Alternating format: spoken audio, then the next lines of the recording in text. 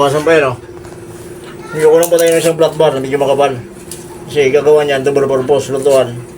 Saka pwedeng ilagay ihawan. Sa ito pang bukas, oh.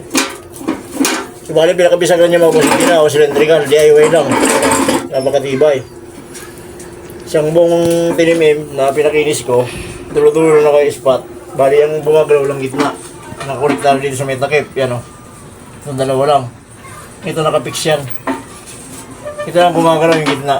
Boss, oh. DIY lang yan. Pero tingnan nyo naman. Hindi, oh. Hindi na kailangan, oh. DIY lang ang banat. Oh.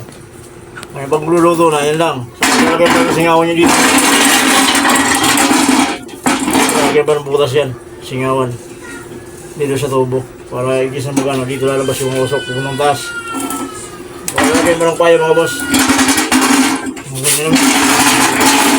Patapon na. Naginawan pa rin ng paraan. Sayang eh. O yan o. Sigong-sige yung butas. Ito mo yung lako. Ito yung boss. DIY lang na nagawa yan o. Pero tingnan naman o. Naginawan pa rin ng paraan. Walang nga dito lang mga boss yung update natin sa DIY nating lutuan.